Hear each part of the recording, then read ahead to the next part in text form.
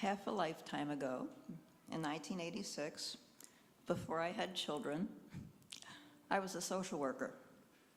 I would go into homes in Philadelphia, often the worst parts of Philly, to tell parents they needed to take better care of their children. For those of you who are parents, how would you feel if somebody showed up at your door and said that to you?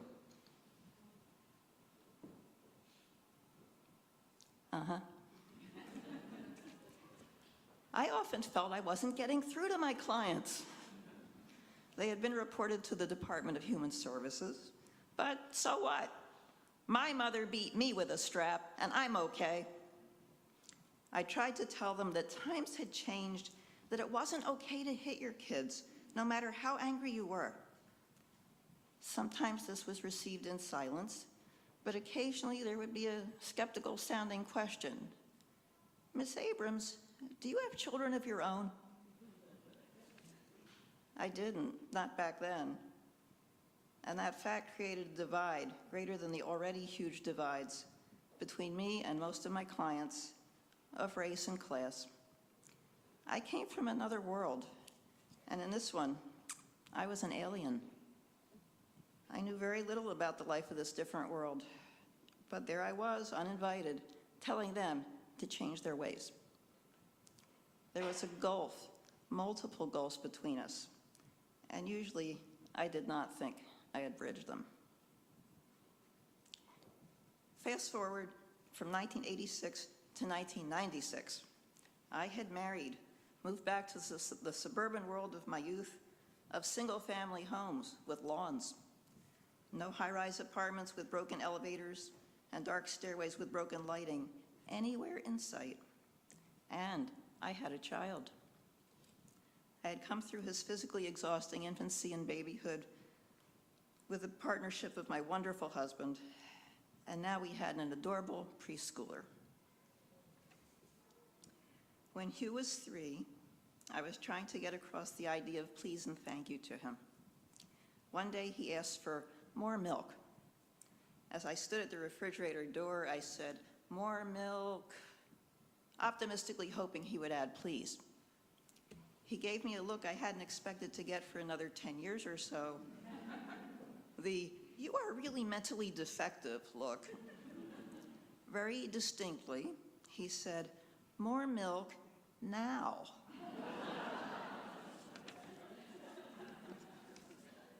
As often as I had to try not to burst into laughter at some toddler comment or action, I was realizing that I got very aggravated with Hugh at times. He was good at resisting what I wanted him to do.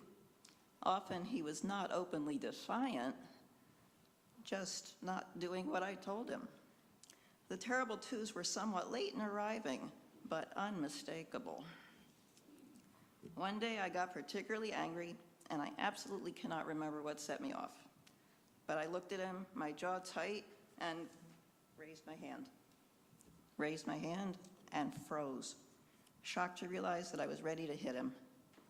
Nope, I couldn't. I wouldn't. I just backed off and gave myself a timeout. That moment taught me more about my social work clients than all my semesters in grad school had done. The feelings were there, I admitted. Yes, I realized reluctantly, I was ready to hit my kid. "Miss Abrams, do you have children of your own?" Finally, I got it. I really got it. Yes, I loved this child of mine. And yes, I was ready to hit him. But I would not do it. My patience may have gone from a lot to non-existent, but I would get angry, but I would have enough self-control not to hit my child. It had become ingrained in me from my own upbringing. My parents had not spanked or hit me. And from my years as a social worker, I would not hit my child. For parents who had been hit as children, it was not ingrained. Their norm was physical punishment, violence, as mine was not. But I had come so close. I had stopped being a social worker by then and had become a GED teacher and eventually a part-time teacher at Montgomery College. of English. The longer I was a parent, the less qualified I felt about advising anybody about it. If I were a social worker with families of abused and neglected kids today, after 24 years of parenting, I like to think that I would be able to do a better job of crossing the divide. I would still be a middle-class white woman, and many of my clients would not be. But I hope I have learned enough and gained enough understanding of at least part of their world so that I would no longer provoke that baffled question that arose from my clients who felt that I was so clueless. Miss Abrams, do you have children of your own?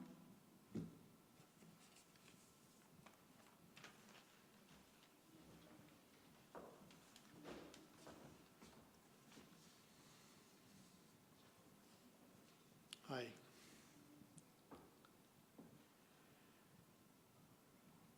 Toward the end of August 1999, while sitting in my sister's beach house, my mother begins telling us what she thinks are funny stories about how she hit us as children, just as Andrea's clients did. Mom draws a few indulgent smiles from the audience of my three sisters and me. And then later in the afternoon, walking silently with my sisters north along the Assateague beach, I blurted out, I don't know about the rest of you, but how'd you feel about the stories Mom was telling about hitting us? It's just that I've been wondering whether I was hit much as a kid. More silence. Then my sister Rachel, who, unlike me, always stiffened against my mother's hands and whose arms show razor scars, abruptly steps ahead and pivots in the sand, stopping all of us from moving forward. You mean you don't remember? You don't remember when she dressed us all to go to Grandma's and we couldn't because the bruise on your cheek had gotten so dark? Over the next few days and on into the autumn and over the next 7 years, the image of that bruise morphs into a pool of magma in my soul. Hot with anger at my mother, burning away whatever I once believed I felt about her. And then, with my marriage in a shambles and so worried about my two nearly grown children ever loving me again that I seriously considered suicide, I learned from my mother in the spring of 2006 that her breast cancer has metastasized into her back and is sure to kill her. I suddenly accept the certainty that death could take my mother before I allow myself to ever love her again. She lives at the rear of my sister's house in Chestertown on the Eastern Shore. Looking tired and a little apprehensive when she opens the door, she settles into a chair after the usual peck on my cheek. She asks how I am, without inviting me to share how I feel. I tell her anyway. You might imagine with the separation, I'm doing lots of thinking. I can understand that, she says.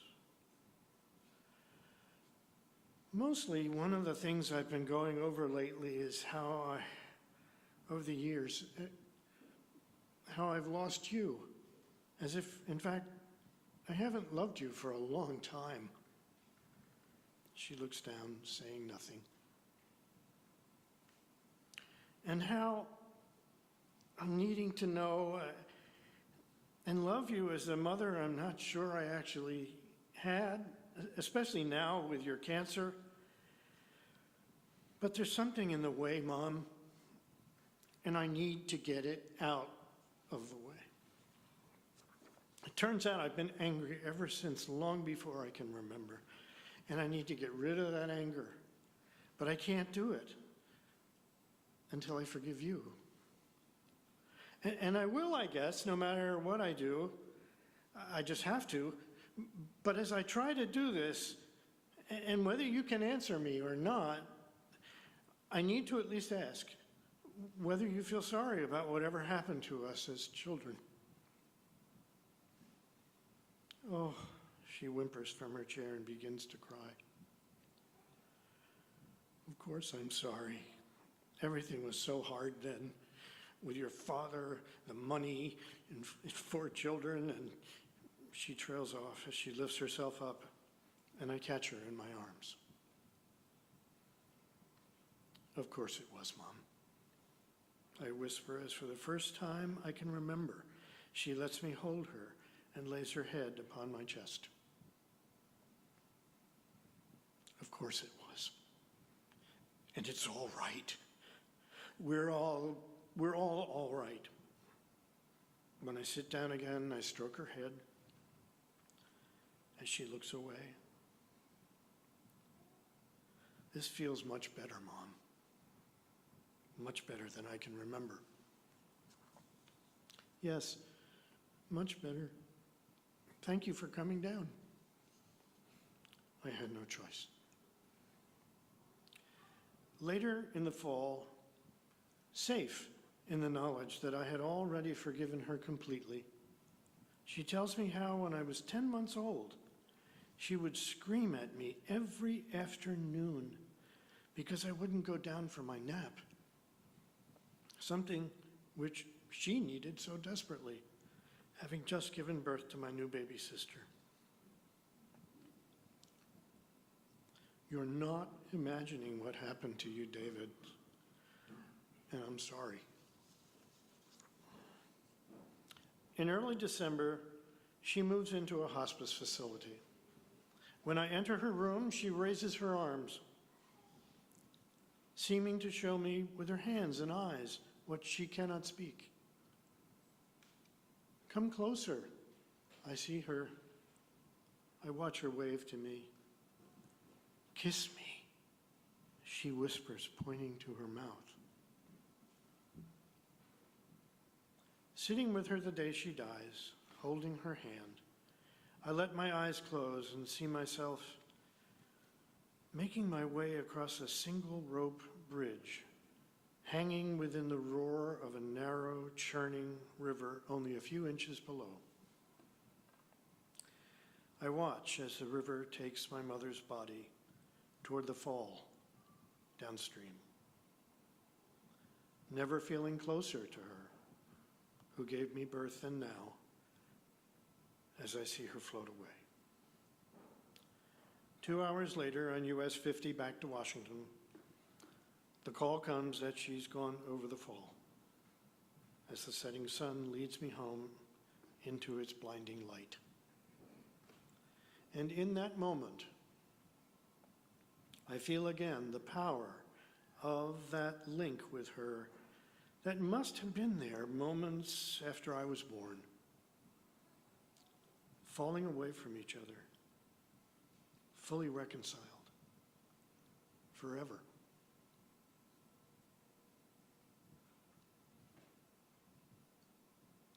And now please rise for hymn number